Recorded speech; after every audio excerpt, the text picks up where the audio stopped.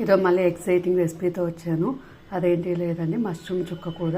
కావాల్సిన పదార్థాలు: మష్రూమ్, చుక్క కూర, ఆనియన్స్, పోపు దినుసులు, సాల్ట్, టమాటా, కరివేపాకు, చిల్లీస్, ధనియాల పొడి, కారం పొడి, జీలకర్ర పొడి, పసుపు, అల్లం వెల్లుల్లి పేస్ట్ అండ్ కొత్తిమీర, ఆయిల్.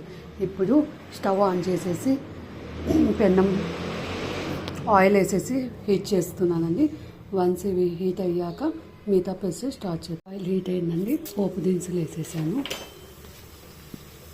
అలాగే ఆనియన్స్, పచ్చిమిర్చి, కరివేపాకు, ఉప్పు వేసేస్తున్నాను. ఇది మగ్గాక మిగతా ప్రాసెస్ చూస్తాము. సరే కదా, ఆనియన్స్ పచ్చిమిర్చి మగ్గాయి. అల్లం వెల్లుల్లి పేస్ట్ వేసాను. ఇప్పుడు బాగా కలిపేద్దామండి. పచ్చి వాసన పోనిద్దాము. వెల్లుల్లి పేస్ట్ పచ్చి వాసన పోయాక టమాటాస్ వేసేస్తున్నానండి. ఇవి కూడా బాగా మగ్గనిచ్చేద్దాము. టమాటా చుక్క కూర కూడా పులుపు వస్తుంది కాబట్టి నేను ఒక మీడియం సైజ్ టమాటా మాత్రమే తీసుకున్నాను. వన్స్ ఇది మగ్గాక నేను ఈ టమాటాతో పాటు పసుపు, జీలకర్ర పొడి కూడా వేసేస్తున్నానండి. సో దట్ ఫ్లేవరింగ్ అనేది బాగుంటుంది అండ్ టేస్ట్ కూడా బాగుంటుంది. మగ్గాక నెక్స్ట్ ప్రొసీజర్ చూద్దాము. కదండి, టమాటో కూడా బాగా మగ్గిపోయింది. ఇప్పుడు కారం, ధనియాల పొడి. ఎందుకు ఇప్పుడు వేస్తున్నానంటే కొంచెం మసాలా బాగా పడుతుంది ఆయిల్లో. ఇది ఇంకా కదా ఫ్రై చేశాక ఇప్పుడు మష్రూమ్స్ వేస్తున్నానండి. ఒక 2 minutes మగ్గనిచ్చి చుక్క కూర వేస్తాను.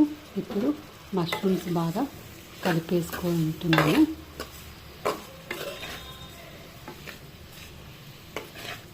చూసారు కదా, సైజులు కూడా కొంచెం పెద్దగా కట్ చేశాను.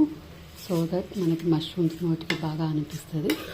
Mushroom is high protein food అండి. లైక్ నాన్ వెజ్ తినని వాళ్ళకి best non veg replace item. ఇప్పుడు మూత పెట్టేస్తున్నాను. ఒక 2 minutes తర్వాత చుక్క కూర యాడ్ చేస్తాను. 2 minutes తర్వాత అన్నీ కలిసిపోయాయి బాగా. సో ఇప్పుడు చుక్క కూర యాడ్ చేసేస్తున్నాను. ఇప్పుడు చుక్క కూర కలిపాక చూపిస్తాను. చుక్క కూర కలిపేసాను. ఇప్పుడు లిడ్ క్లోజ్ చేసి ఒక 5 minutes తర్వాత నెక్స్ట్ ప్రొసీజర్ ఏంటి అనేది చెప్తాను. చూసారు కదండి, 5 minutes తర్వాత కొంచెం నీళ్ళు అనేవి మనకి స్టార్ట్ అయినాయి.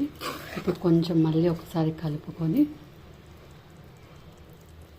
ఒక చిన్న గ్లాస్ ఆఫ్ వాటర్ వేస్తున్నాను. వాటర్ వేసాక ఇంకా మళ్ళీ కూర అంతా అయ్యాక ఒకసారి చూపిస్తాను. వాటర్ వేసాక కూడా ఒకసారి కలిపేసుకున్నామండి. అంతే, ఇంకా లెట్ క్లోజ్ చేసేసుకొని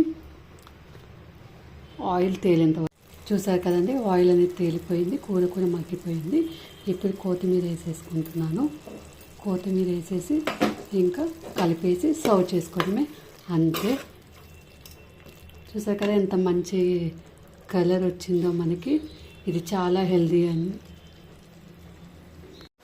చూసారు కదా ఎంత మంచి కలర్ వచ్చిందో.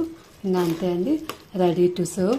ఇది రోటీలోకి కానీ, పిల్లలకి బిర్యానీలోకి కానీ, చపాతీలోకి కానీ చాలా సూపర్గా ఉంటుంది. Healthy food. ఖచ్చితంగా ట్రై చేసి నాకు చెప్పండి.